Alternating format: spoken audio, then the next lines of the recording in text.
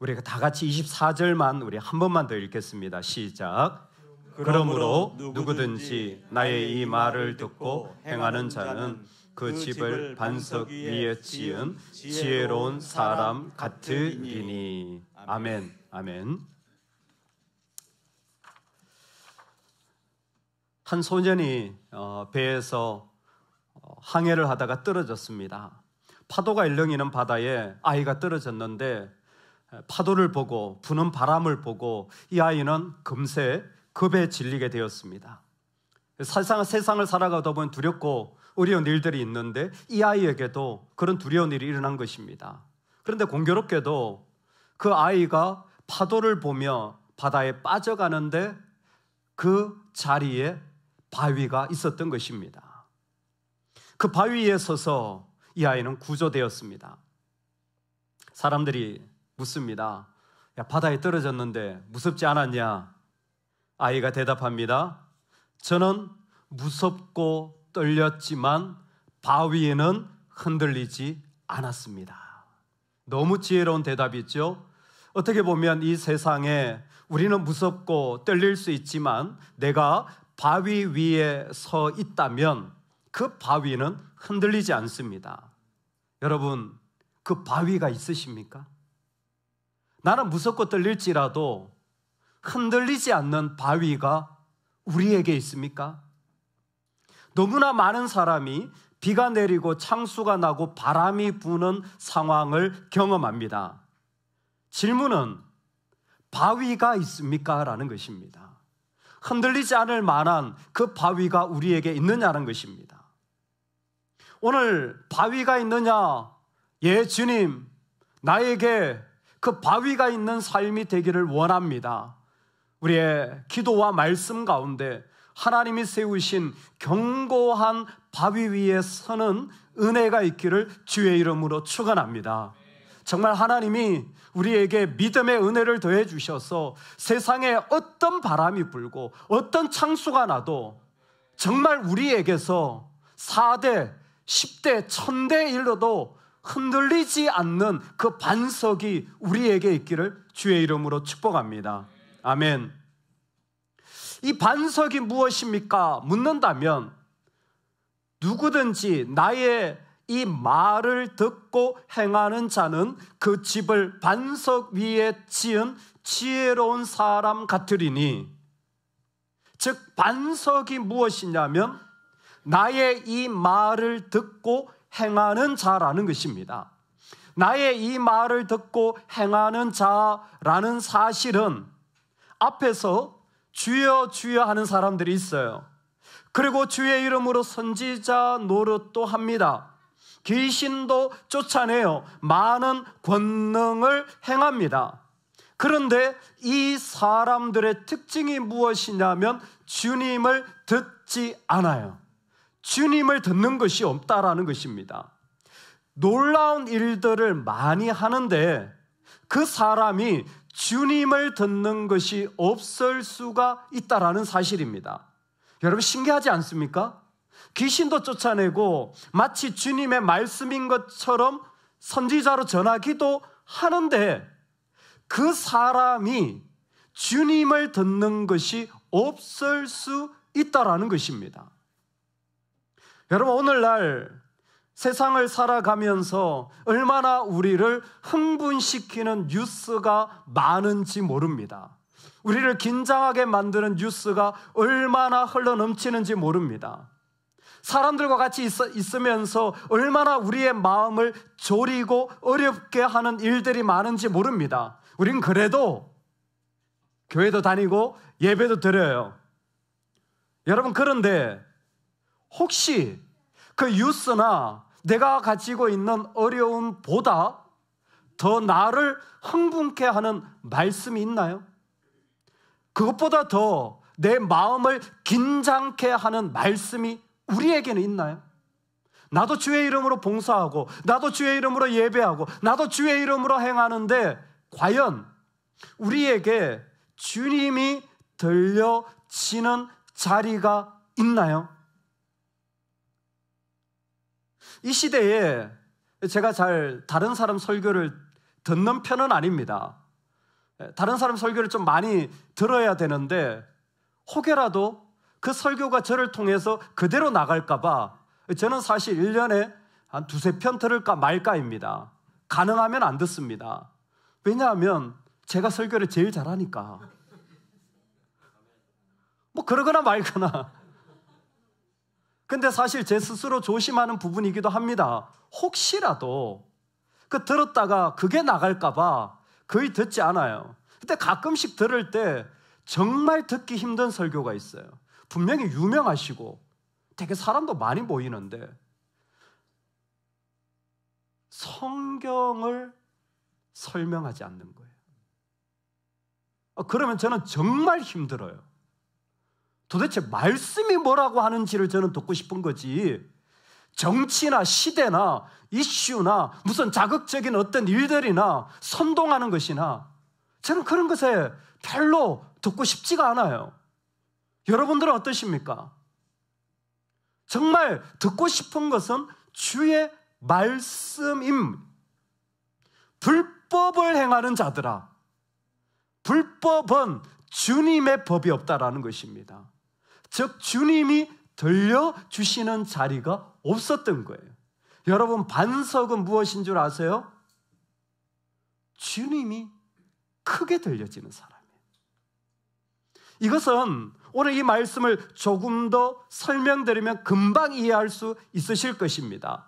누구든지 나의 이 말을 듣고 행하는 자, 누구든지 예수님의 말을 듣는 자라는 이 표현을 원래 예수님이 말씀하신 방식대로 제가 말씀해 드리면 누구든지 나, 이 말을 듣고 행하는 자로 표기되어져 있습니다.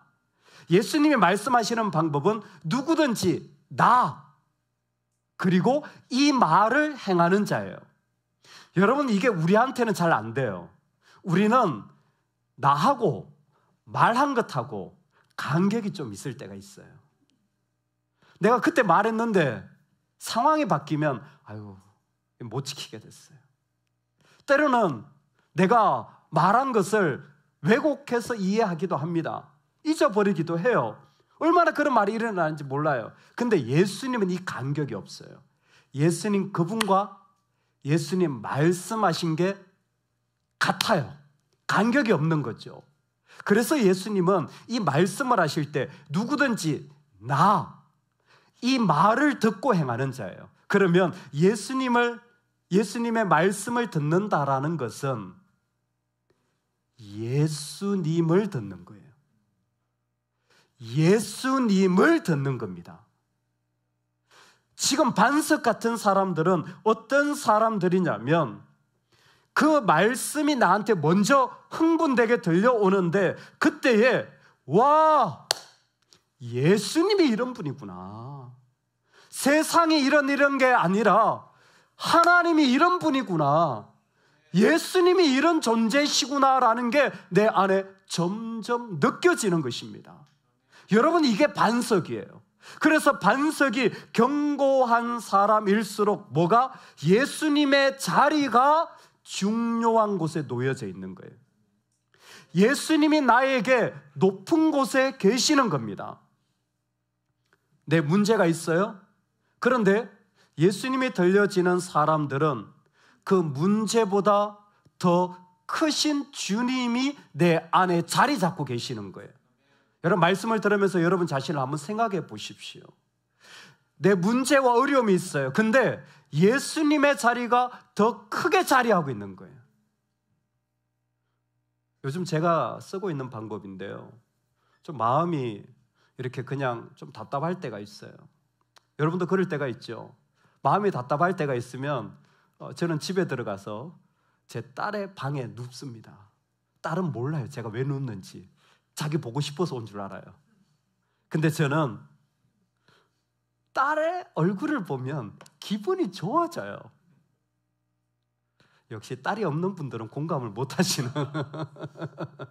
딸의 얼굴을 보면 기분이 좋아져요. 근데 진짜 신기한 거예요. 분명히 저한테 염려가 있거든요. 좀 마음이 좀 끌적지근한 일들이 있었어요. 근데 딸의 얼굴을 보면 야, 너무 재밌고 즐거운 거예요. 얼마나 좋은지. 안 해보셔가지고 그 방에 이렇게 누워있잖아요.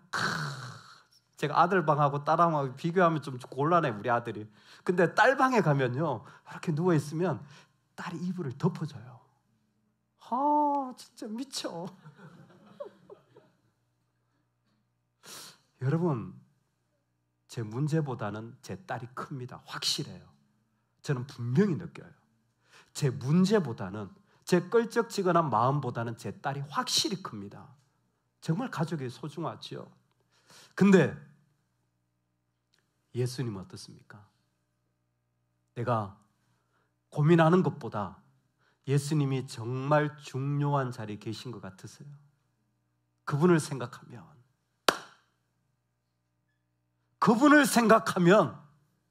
내가 들은 끌적지근한 말들, 내가 살아가는 해결 안 되는 부분들, 사실 내 인생에 극복 안 되는 부분들이 훨씬 많은데, 그런데도 불구하고 그 사람은 예수님이 다가오는 거예요.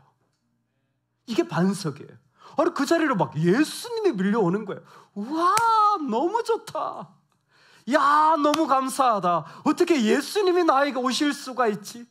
그 예수님 때문에 내 마음이 너무나 회복이 되어지고 일어나는 사람, 여러분, 우리가 되기를 축복합니다. 우리가 기도해야 되는 자리가 여기에 있어요. 주님이 나에게 오셔서 내 마음도 복잡하고 갈등인데, 아니야, 예수님이 내 안에 계실 때에 그 예수님이 다른 어떤 것보다 훨씬 더 중요해. 그래서 마태복음에서는 이 모습이 그대로 나옵니다. 그 문제와 믿음 없음과 그 모든 자리를 살아가던 제자가 예수님을 발견했어요. 어느 시간 중에 예수님을 발견했어요. 사람들이 말합니다. 세례 요한 같다. 이야, 대단하다, 대단해. 엘리야 같다.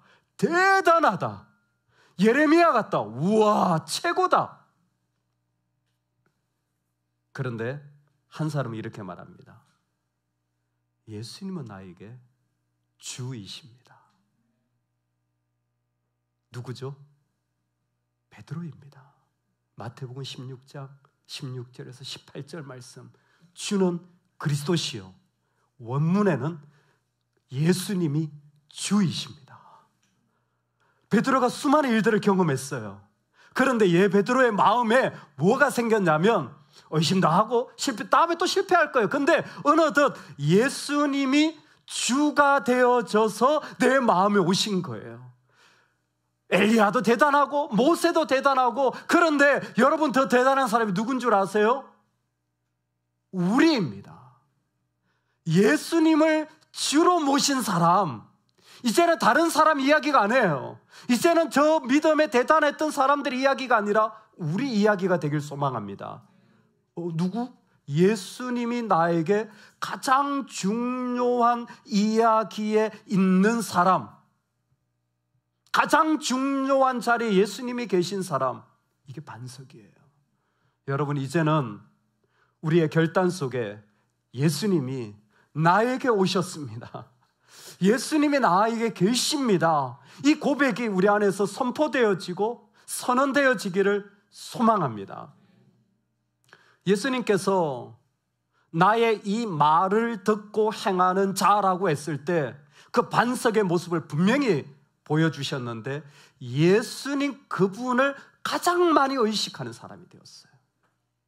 이제 누가 나한테 무슨 말을 해도 예수님을 가장 많이 의식해서 주님이 뭐라고 하시나, 주님이 어떠신가에 내 마음이 전부가 가질 때 그 사람은 반석이 되어지는 거예요. 그러면 흔들리지 않는 거예요. 여러분, 오늘 이 밤에 우리 안에 주님의 자리가, 아니 예수님 그분이 나에게 가장 중요하게 자리 잡기를 축복합니다. 우리 정말 이 일을 놓고 결단하며 기도하며 하나님께 부르짖을 수 있기를 소망합니다. 어떤 한 분의 글을 읽었는데, 목사님이 한 성도님 가정에 방문을 하셨대요. 근데 목사님 들어가시면서 그 남편은 출근하고 부인 집사님께 신방을 받는데 그랬대요. 그냥 간단한 질문이에요. 이 가정에 예수님이 계십니까? 간단한 질문이에요. 그랬더니 집사님이 목사님, 우리 집안이 다 목사님 집안이에요. 목사님 한 번 더 물었대요. 아니, 이 집에 예수님이 계십니까? 우리 대대로 믿는 집이에요. 아니, 이 집에 예수님이 계십니까? 예수님을 진짜 의식하면서, 진짜 예수님을 생각하면서 대화가 나누어지고 생각이 나누어지는 이 집에 예수님이 계십니까? 제가 똑같은 질문을 오늘 저와 여러분에게 던집니다. 여러분 마음에 예수님이 계십니까? 여러분 다른 일들에 흥분하지 않으세요? 다른 일들에 더 긴장하지 않으세요? 진짜 예수님이 계십니까? 가장 중요한 자리에 계십니까? 오늘 그 은혜가 있기를 소망합니다. 다른 어떤 것 없어도 예수님 계실 때에 내 삶의 모든 이야기들이 바꾸어지는 주님이 계신 자리가 우리의 삶이 되기를 축복합니다. 아멘. 주님은 주님의 말을 듣는 자를 통하여 반석이라고 말씀해 주셨습니다. 나를 믿는 자는 내가 하는 일을 그도 할 것이요 또한 그보다 큰 일도 하리라. 왜 이렇게 반석을 강조하시냐면 반석 같은 자를 통하여 하나님은 지금도 일하고 계시기 때문입니다. 오늘 그 반석 같은 믿음이 우리에게 있기를 다시 한번 축복합니다. 그렇다면 이 반석의 또 다른 중요한 모습을 우리는 하나 27절에서 발견할 수 있습니다. 우리 괜찮으시면 27절을 다 같이 한번 읽겠습니다. 시작. 비가 내리고 창수가 나고 바람이 불어 그 집에 부딪힘에 무너져 그 무너짐이 심한 일. 우리 한 번만 더 읽겠습니다. 시작.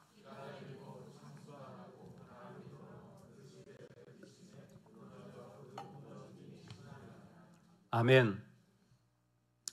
마태복음 5장부터 7장까지가 산상수훈인데요. 복이 있는 자는 blessed, 복이 있는 사람에 대한 선언으로 시작했는데 제일 마지막 구절을 여러분 성경을 이렇게 한번 훌쩍 보시겠습니까? 마지막 메시지가 무엇이냐면 무너져 그 무너짐이 심하니라라고 산상수훈이 마쳐요. 예수님의 첫 번째 설교입니다. 예수님의 설교의 마지막, 가장 인간에게 들려주고 싶은 첫 번째 설교의 마지막은 무엇이냐면 무너짐이 심하니라예요. 왜 반석을 이렇게 강조하느냐면 무너짐이 심하기 때문이에요. 왜 무너짐이 심하냐면 이건 사실 종말의 심판을 견디지 못하는 모습을 말합니다. 마지막 날 하나님이 심판하실 때 많은 믿음들이 다 무너져서 없어져 버리는 거예요. 그 모습을 지금 주님은 말씀하셔서 종말의 심판을 견디지 못하는 거예요. 종말에 예수님이 심판하실 때 그 심판을 견디지 못하는 거예요. 왜 심판을 견디지 못합니까? 묻는다면 모래 위에 지었기 때문이라는 것입니다. 여러분 이걸 잘 기억하십시오. 왜 심판을 견디지 못하냐면 비가 불고 창수가 내리고 바람이 불어서가 아니라 모래 위에 지어서예요. 여러분 이거 되게 중요한 이야기입니다. 우리가 살아가는 일들에 너무너무 어려운 것은 비가 내리고 창수가 나고 바람이 부는 것에 우리는 흔들리는데 그게 무너지는 이유가 될 수가 없어요. 사실은 비 내리고 창수가 나고 바람이 부는 것은 반석 위에 지은 집에도 일어나는 일인 거 아세요? 반석 위에 집을 지어도요 비가 내려요. 창수가 내리고 바람이 불어서 와 막 어마어마한 일들이 막 해오리처럼 계속 왔다 갔다 막 그 사람을 견디지 못하도록 그렇게 흔들어 버리는 것입니다. 이것은 우리에게 큰 도전이 되어져요. 여러분 반석이 왜 중요하냐면 예수님이 우리의 중심이 되실 뿐만이 아니라 이 반석이요, 우리로 하여금 풍랑이 우리를 결정하지 못하게 한다는 거예요.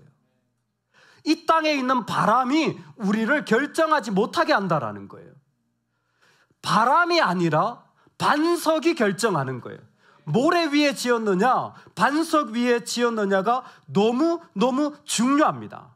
이걸 제가 본문에서 한 번 더 설명드리면, 마태복음에서는 이 무너짐이 실제로 예견되어져서 설명되어졌습니다. 언제요? 마태복음 24장에 보면 예수님께서는 이 예루살렘과 성전에 대하여 이곳이 황폐하여 버림받으리라, 돌 하나도 돌 위에 남지 않고 다 무너뜨리우리라.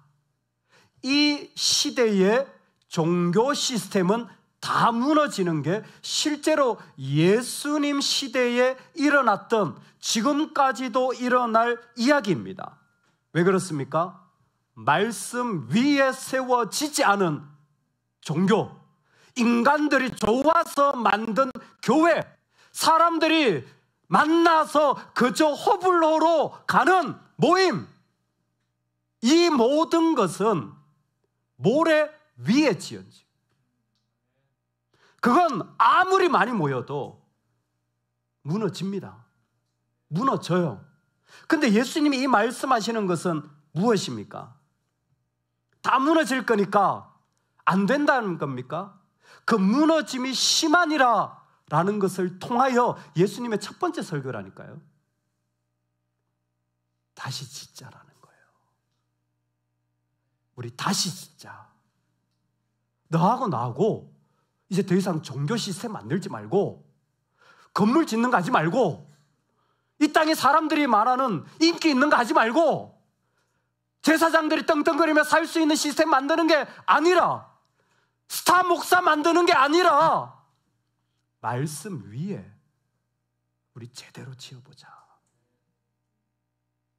모래 위에 짓지 말고, 그 기초를 세상에 두지 말고, 정말 예수님 몸이신 그분일 뿐만이 아니라 그분이 말씀하신 기초 위에만 우리 다시 지어보자라는 거예요.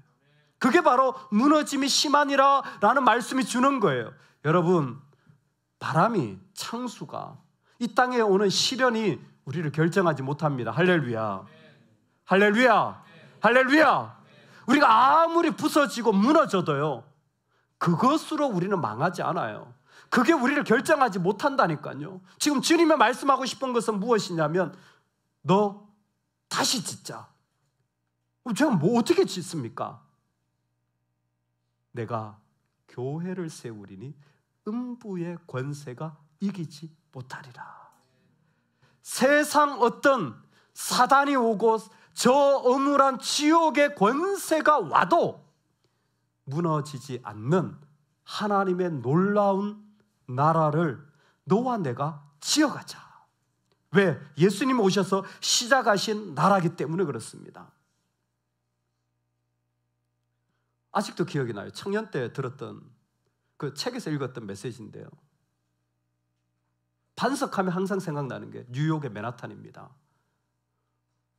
뉴욕의 그 맨하탄이라는 작은 섬이 그렇게 그 쌍둥이 빌딩 무너졌지만 엠파이어 스테이트부터 해서 너무나 많은 그 정말 기라성 같은 성들이, 그 건물들이 있는데 그렇게 설 수 있는 이유가 그 바닥이 다 기암괴석, 다 큰 이 돌들이 그렇게 밑을 받치고 있어서 그 섬이 가라앉지 않고 있다는 거예요. 반면에 지금 자카르타는 1년에 10cm씩 가라앉아서 벌써 3분의 1가량이 해수면보다 아래에 있답니다. 그래서 저쪽에 보르네오 쪽으로 지금 수도를 옮기는 작업이 생각보다 빨리 이루어진다는 이야기를 듣고, 선교를 보르네오로 가야 되겠다. 신기하죠? 깔아앉고 있는 도시예요. 근데 맨하탄은 오히려 든든하게 지켜지고 있습니다. 왜 그럴까요? 그 기초가 든든한 곳이 되었기 때문입니다. 오늘 우리가 해야 할 일은 그 반석을 이 땅 위에 세워가는 거예요. 예수님이 다시 짓자고 말씀하신 것은 그 말씀만으로 이제는 이 땅에 다시 세우기를 원하시는 거예요. 하나님은 무너진 나라, 그곳에 다 망한 나라에 자기 종을 보내십니다. 예레미야를 보냈죠. 그리고는 예레미야에게 명령합니다. 예레미야야, 너의 고향 아나돗의 밭을 사라. 잊을 수 없는 말씀이에요. 예레미야야, 아나돗의 밭을 사라. 주님, 나라가 망하면 땅을 사도 이 정선은 휴지 조각이 됩니다. 주님 모르십니까? 아니야. 그 땅을 사가지고 밀봉해서 넣어놔라. 왜 예레미야한테 이 일을 하는 줄 아십니까? 희망을 서명하라는 거예요. 미래에 서명하라는 거예요. 주의 말씀을 듣고 하나님이 지을 자리에 너는 사인하라는 겁니다. 여러분, 지금도 하나님이 우리를 부르실 때 오늘날 일어나는 이야기가 무엇입니까? 하나님, 이 땅에 주의 나라가 세워지는 자리에 나를 세워주십시오. 내 인생은 무너진 나라입니다. 내 삶은 다 깨졌습니다. 괜찮아요. 하나님이 원하시는 것은 무엇입니까?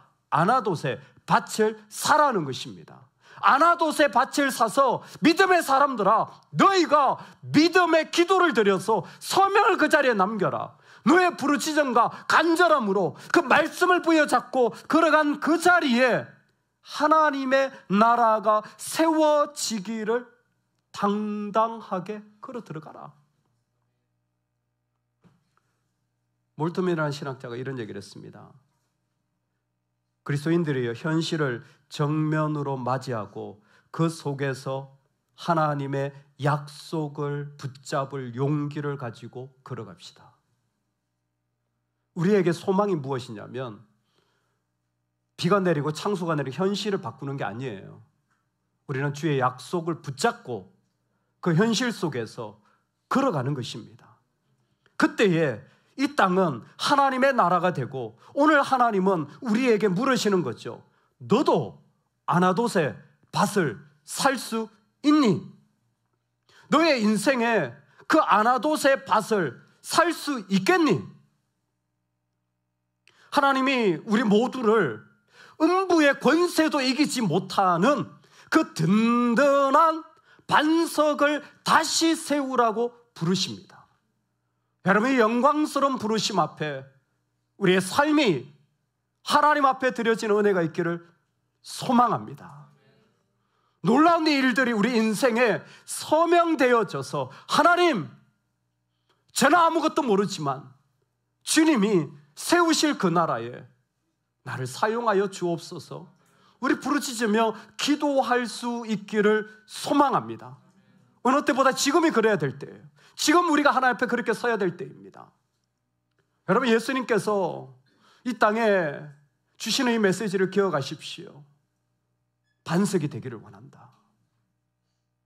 내가 어떻게 반석이 됩니까?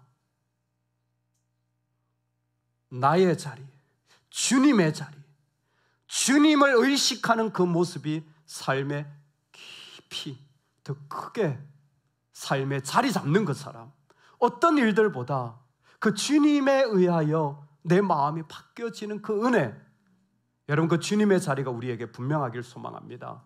오늘 이 밤에 그것이 큰 사람이 되기를 원해요. 그래서 정말 그것이 확실하다면 여러분, 우리는 웃을 수 있고 자유할 수 있고 기뻐할 수 있는 것입니다. 여러분, 하나님 왜 이 말씀을 하십니까? 무너짐이 심하니라. 이 땅의 모든 것이 다 무너질 때 주님이 초청하시는 거예요. 너하고 나하고 다시 시작해보자. 다시 한번 일으켜보자. 그게 이 땅의 반석이 될 거야. 아나돗의 밭을 사는 그 자리, 너와 내가 걸어가자. 하나님이 우리에게 말씀해 주시는 이 자리가 영광스럽게 저와 여러분의 자리가 되어지기를 원합니다. 가슴 떨리는 마음으로 기대하고 초청합니다. 여러분, 우리 같이 기도합시다. 같이 부르짖읍시다. 하나님 앞에 엎드립시다. 간절한 마음으로 그분 앞에 나아갑시다. 이제는 정말 그런 마음으로 우리의 서명을, 영적인 서명을 주님 앞에 남겨야 할 때입니다. 그 은혜가 그 자리가 우리에게 서기를 간절히 축원합니다. 아멘, 아멘.